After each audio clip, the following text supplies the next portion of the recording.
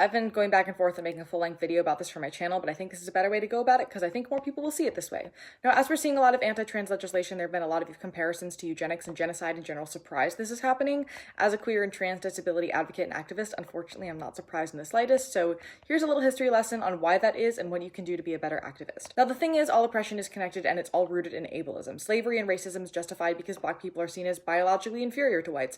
Homophobia is justified by calling it insanity. Poverty justified by stupidity and moral failure. Sexism justified by calling it hormonal differences, transphobia justified by declaring a woman as anyone who's able to give birth. People of color and disabled people were and are sterilized en masse under the same Supreme Court legislation that is yet to be overturned. And minority status itself can be disabling due to the chronic stress of constant discrimination. We need to be really, really careful in our activism, not just to uplift other marginalized communities and other marginalized people in our communities, but to make sure that the rhetoric that we're using to try to justify our own existence in one minority does not hurt those in another minority, because that inevitably hurts all of us down the line. Allyship is not reposting inherently traumatic things on your Instagram stories and feeling like you did something by raising awareness. We are all painfully aware at this point.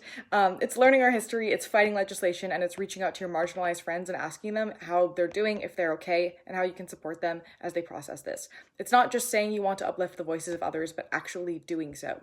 Minority people are more than capable of fighting their own fight, but it's also exhausting. It's hours of research into traumatic histories and present stories, speaking and organizing your words to be palatable to the mainstream, and hoping that maybe, just maybe, somebody will actually listen to what you have to say. We are trying our best, we are fighting like hell, but this hits really close to home for us in a way it doesn't for people outside of our community, and we are exhausted and sometimes need to take space, and that is okay. Particularly for trans and disabled activists right now who are in mourning from losing a few very important activists in this community this week. At the same time this rhetoric has come out, it has been a very hard time to be in this field. So to allies, if you have the ability and emotional space to do anything, stand up alongside us, do the research, uplift our voices, particularly multiple minority voices, but also be sure to join in with your voice and help us fight for rights, and do it intersectionally.